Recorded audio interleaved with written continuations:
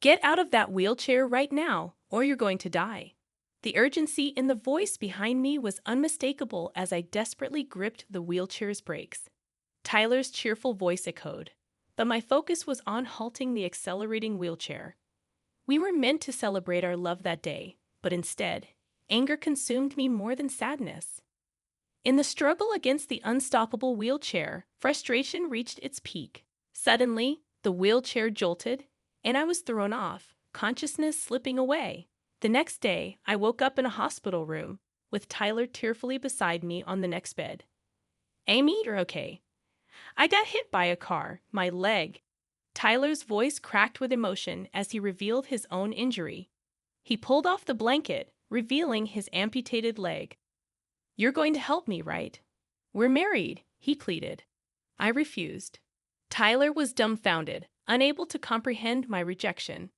Who's going to help me then? He asked, bewildered. I decided to express my feelings. My name is Amy Moore.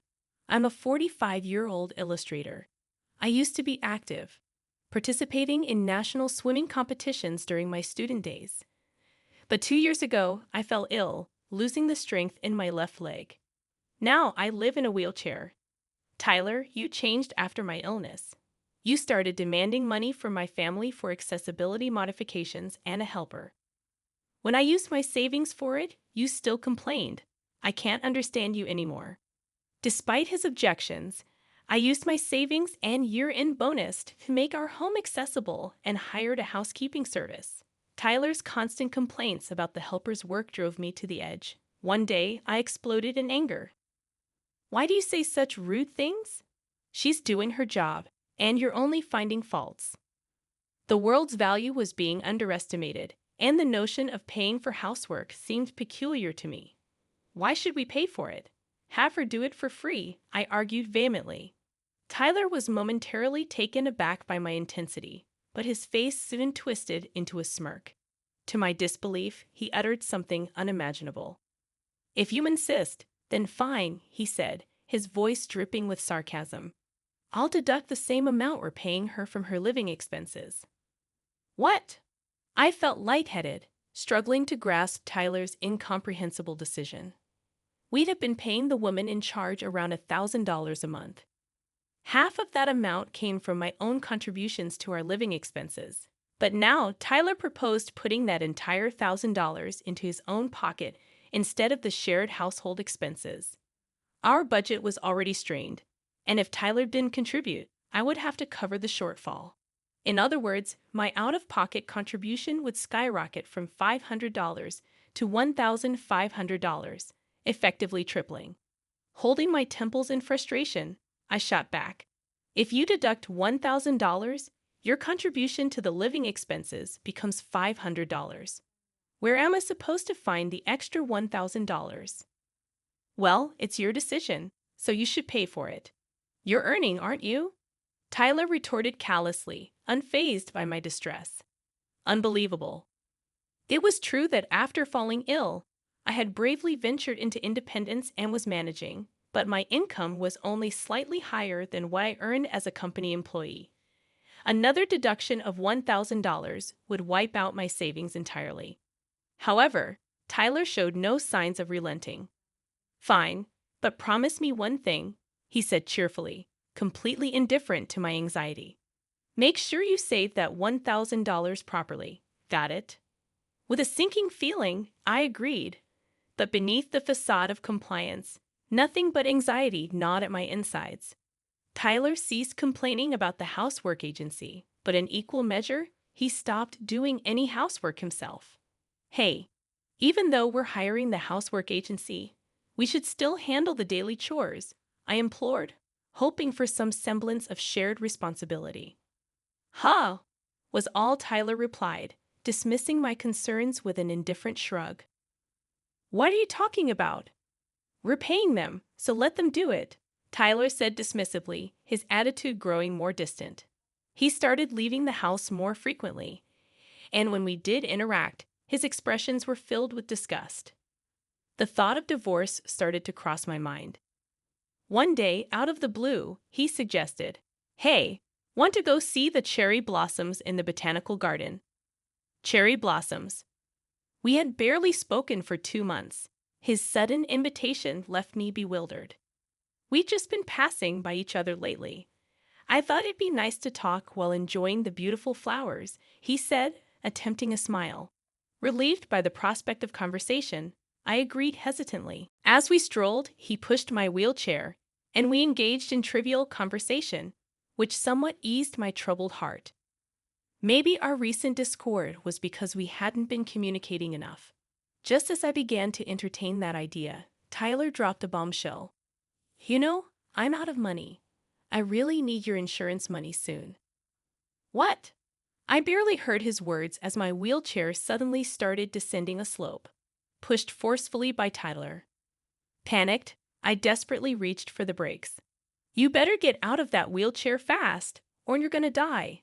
Tyler's cheerful voice echoed from behind, even as I struggled to stop the accelerating wheelchair. Fueled by anger, I pulled the wheelchair's brakes with all my strength. The wheelchair screeched to a halt, but it was too late. The tire had caught on something, and I was thrown from the wheelchair. There was a loud noise, and then darkness swallowed my consciousness. When I woke up the next day, I was in a hospital room. Glancing sideways, I saw Tyler crying on the next bed. After a while, he noticed I was awake and spoke with a fake smile. Amy, you're safe. I was hit by a car, and my leg. His emotions escalated, and he tore off his blanket, revealing his body with only one leg attached. You'll help me, right? We're husband and wife, after all, he implored. I refuse, I replied firmly. Tyler was left speechless, unable to comprehend my refusal. Why would you refuse to help me? He stammered. Why should I take care of someone who pushed me down a hill just to get insurance money? I exclaimed, letting out all the pent-up emotions. I regret trusting you. If apologies could fix everything, we wouldn't need the police. My words drained the color from Tyler's face. I continued, not allowing him to interrupt. Weren't you supposed to be saving $1,000 a month for me? What happened to that? I asked accusingly. I am doing that, he replied, his voice shaky. Oh, really? Then use that money to pay for this hospital stay, I challenged him. Tyler stuttered in a panic, realizing he couldn't fulfill his promise. It became evident why I knew his financial situation. I had been managing our accounts. When our relationship was good, I didn't check his finances, but when he failed to deposit the agreed sum, I took matters into my own hands. I discovered he had been sending the money elsewhere, to a woman. I hired a detective and uncovered Tyler's deceitful web. Not only had he cheated on me, but he had also fathered a child with his affair partner. The money he had been diverting was meant as child support for this 4-year-old girl. It was a shocking revelation. I couldn't help but add another twist to the tale. You've been supporting someone else's child, Tyler. Have you been visiting her? I questioned, enjoying the shock registering on his face. About a month now, I added casually, watching Tyler's jaw drop in disbelief. He had been living a lie, unaware that the child he thought was his own wasn't biologically related to him. What are you talking about? She's my child. Tyler protested, confusion etched across his face. His belief in the situation was so strong that I couldn't help but burst into laughter. You really thought I was the reason we couldn't have kids? I said between fits of laughter, his naive expression fueling my amusement. That's a lie. Tyler's face drained of color. In reality, we've been undergoing infertility treatments for 3 years since our marriage, I revealed, explaining that Tyler was the reason we couldn't conceive. But I kept it from you, following my father-in-law's advice. He feared it would shatter you emotionally. Tyler was left stunned, processing the truth. The reality was far different from the world he had constructed in his mind. In his disbelief, Tyler reached for his smartphone and dialed someone's number, probably his affair partner. Hey, did you have an affair? Is the child not mine? He shouted into the phone. Listening to his heated conversation, I couldn't suppress a chuckle. Did you have an affair too?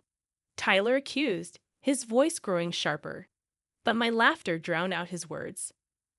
The call was abruptly cut off from the other end, leaving Tyler